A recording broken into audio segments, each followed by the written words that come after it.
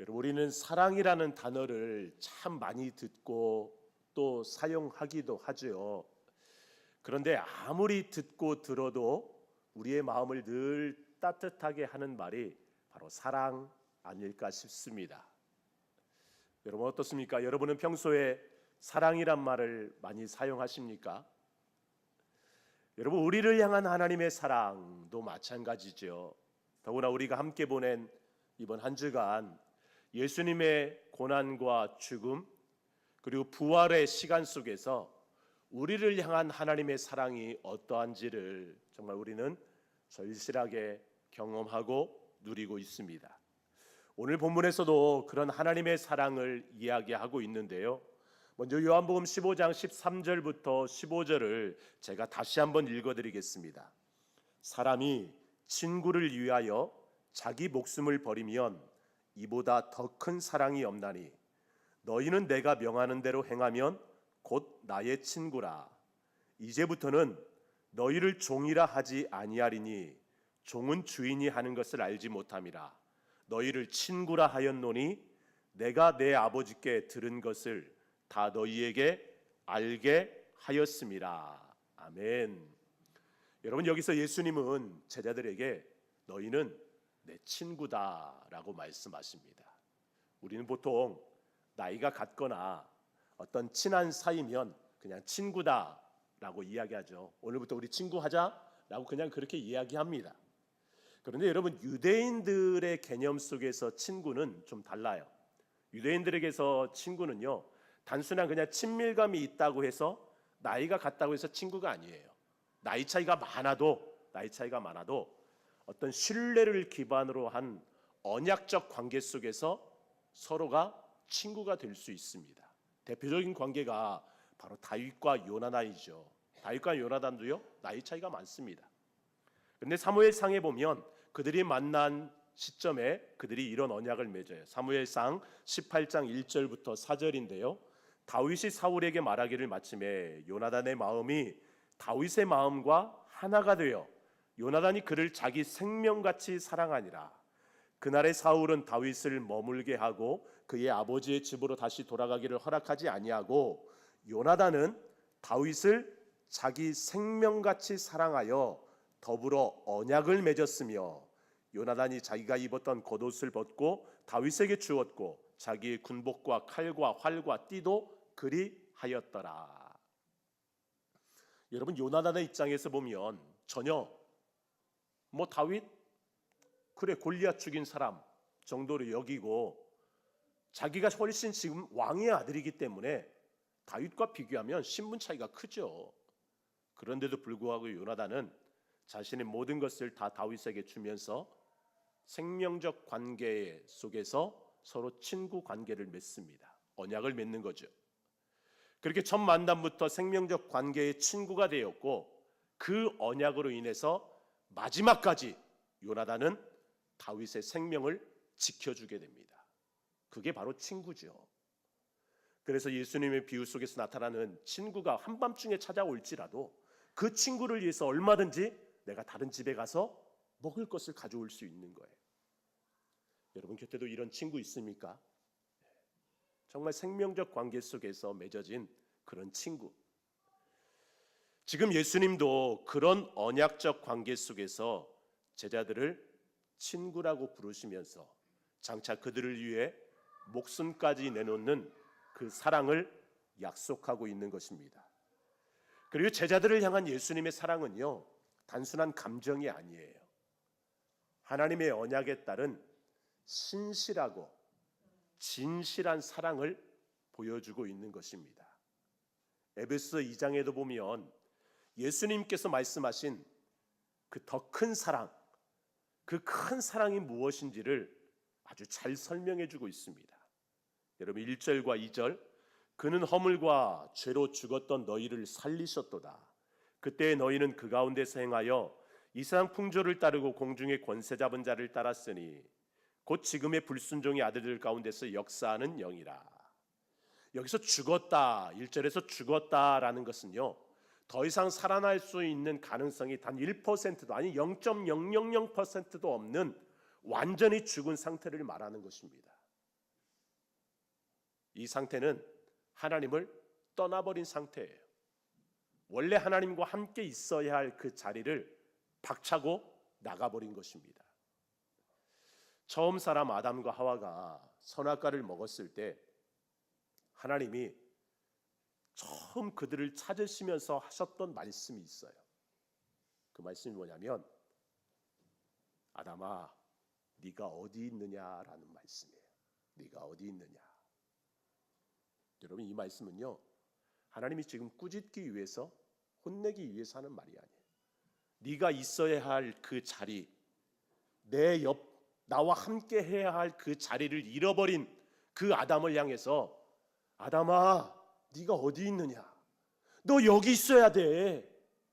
여기 있어야 되는데 너 지금 어디가 있는 거야? 라고 말씀하시는 거예요. 하나님과 함께 있어야 할 자리에서 떠나버린 존재를 찾으시는 하나님의 안타까움의 목소리죠. 여러분 오늘 2절과 3절 말씀, 에베소 2장 2절과 3절 말씀 우리 다시 한번 읽겠습니다. 같이 읽습니다. 시작. 그때 너희는 그 가운데서 행하여 이 세상 풍조를 따르고 공중의 권세 잡은 자를 따랐으니 곧 지금 불순종의 아들들 가운데서 역사하는 영이라. 전에는 우리도 다 그 가운데서 우리 육체의 욕심을 따라 지내며 육체와 마음에 원하는 것을 하여 다른 이들과 같이 본질상 진노의 자녀이었더니. 여러분 하나님을 떠나버리면 그때부터는 사단의 영향력 아래에 있는 거죠. 그리고 그 길은 영원한 사망입니다. 마치 애굽에 종살이 하고 있었을 때 그들이 도저히 헤어나올 수 없었던 그 자리처럼 하나님을 떠나버린 자리는요 영원한 사망에 이를 수밖에 없습니다. 그런 우리를 건지신 분이 바로 친구로 우리에게 오셨고 더 큰 사랑의 언약을 따라서 십자가에 죽으시고 부활하신 예수님이지요. 죄로 인한 우리의 죽음을 우리의 친구가 되어주신 예수님이 대신 죽으신 것이죠. 뿐만 아니라 영원한 생명을 위해서 예수님 부활하셨잖아요. 십자가의 죽음으로 끝났다면 그건 한낱 그냥 의로운 죽음에 끝났을 것입니다. 의로운 죽음일 뿐이었어요. 그런데 예수님은 죽음으로 끝난 게 아니라 다시 부활하심으로 인해서 우리에게도 영원한 생명이 있다라는 것을 확실하게 보여주신 것입니다. 특별히 그 예수님의 십자가의 죽음과 부활에 대해서 에베소서에서는 강조하고 있는 말이 하나 있어요. 4절부터 6절 말씀인데요. 바로 함께라는 말입니다. 함께. 우리 4절부터 6절을 같이 읽겠습니다. 시작. 긍휼이 풍성하신 하나님이 우리를 사랑하신 그 큰 사랑을 인하여 허물로 죽은 우리를 그리스도와 함께 살리셨고 너희는 은혜로 구원을 받은 것이라. 또 함께 일으키사 그리스도 예수 안에서 함께 하늘에 앉히셨다. 아멘. 아멘. 여러분 얼마나 놀라운 은혜입니까? 예수님 혼자 그렇게 부활하셔서 하신 게 아니라 예수님의 부활 또한 우리와 함께 우리를 함께 하시기 위한 그 은혜라는 거예요. 스스로는 도저히 살아날 수 없는 존재지만 더 큰 사랑의 언약을 따라오신 예수님이 우리의 친구가 되어 주셨고 우리를 대신하여 죽으셨기에 우리는 그 예수님과 함께 모든 죄가 용서받고 예수님의 다시 살아나심으로 인하여서 영원한 하나님의 나라에까지 갈 수 있는 소망을 갖게 된 것입니다. 그래서 예수 믿는 사람은요 죽음도 두렵지 않은 거예요. 죽음도 두렵지 않습니다. 그 옛날 믿음의 선진들이 예수 믿는 것 때문에 순교를 당한다 할지라도 목배임을 당한다 할지라도 두렵지 않았던 것은 그 영원한 생명 때문에 그렇지요. 더 놀라운 것은 하나님은요 그렇게 우리를 구원하신 것에서 그치지 않고 더 놀라운 은혜를 주셨습니다. 오늘 에베소서 2장 7절과 10절 말씀 우리 같이 읽겠습니다. 시작. 이는 그리스도 예수 안에서 우리에게 자비하심으로써 그 은혜의 지극히 풍성함을 오는 여러 세대에 나타내려 하심이라. 우리는 그가 만드신 바라 그리스도 예수 안에서 선한 일을 위하여 지으심을 받은 자니 이 일은 하나님이 전에 예비하사 우리로 그 가운데서 행하게 하려 하심이니라. 아멘. 아멘. 여러분, 하나님은요 예수님과 함께 새 생명의 은혜를 입은 우리들을 통해서 하나님의 영광이 드러나기를 원하십니다. 믿으십니까? 오고 오는 여러 세대 속에서 하나님의 사랑이 얼마나 놀라운지, 얼마나 큰지 그 은혜를 나타내기 원하십니다. 그것이 바로 부활의 은혜를 누리고 있는 우리들이 살아갈 삶입니다. 부활은 단지 부활절 예배 한 번 드린다고 해서 끝나는 것이 아니라 우리가 살아가는 모든 삶 속에서 예수님의 부활이 가져온 그 생명의 은혜, 생명력을 가지고 살아가는 거예요. 제가 예전에 수목을 걷다가 저 위쪽까지 올라가다 내려오다가 보도블럭이 이렇게 다 깔려 있는데 그 시멘트 보도블럭 사이사이에서 정말 생명력이 싹트고 있는 것을 보았어요. 이끼 종류 같기도 하고 조그만 싹들이 올라오더라고요. 그걸 제가 예쁘게 사진으로 찍었습니다. 그게 오늘 주보에 여러분들에게 나눠드린 사진이에요. 여러분, 예수 믿는 사람들은요 그 어떤 상황 속에서도 생명력을 잃지 않습니다. 믿으시기 바랍니다. 왜요? 우리가 강해서? 우리에게 어떤 능력이 있어서? 아니요, 우리 안에 예수님이 있기 때문에 그래요. 예수님이 있기 때문에.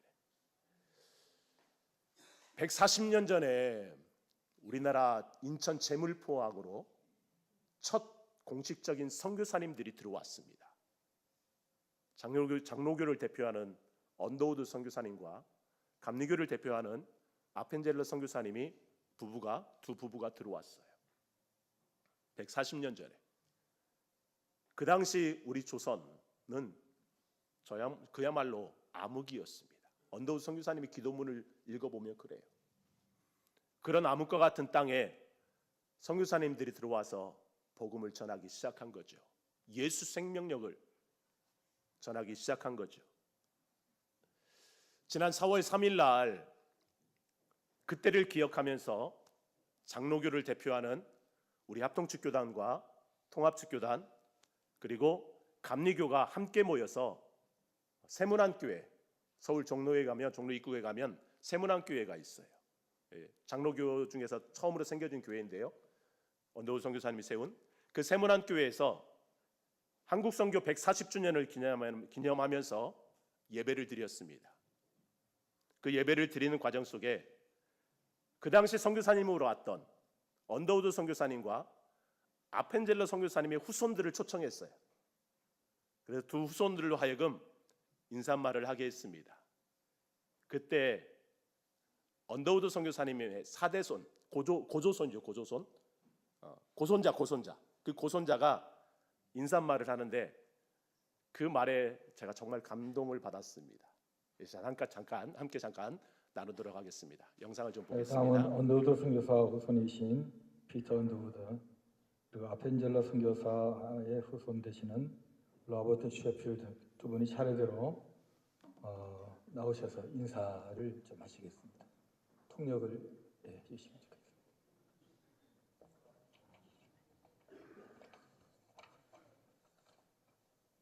안녕하십니까. 통역 필요 없습니다.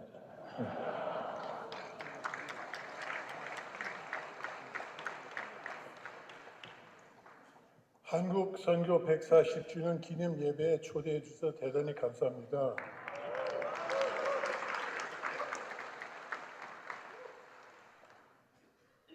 이 행사는 이미 기쁜 행사이고 제가 오늘 참여하는 것은 영광스럽게 생각합니다.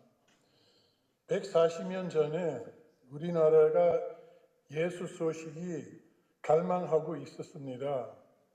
사실 개신교 선교사는 이 땅에 오기 전에 서상윤이라고 부르는 중국에 가지고 예수님이 만나가지고 한국에 그 서대 교회 설립했습니다.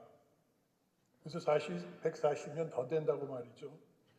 그런데 140년 전에 개신교 선교사는 한국에 본격적으로 전도하기 시작하게 됐고, 사실 그 한국 교회는 많이 성장했고 우리나라 역사의 역할이 상당히 컸습니다. 사실 기독교 신자하고 또는 우리나라 희망은 일치하는 것이라고 보입니다.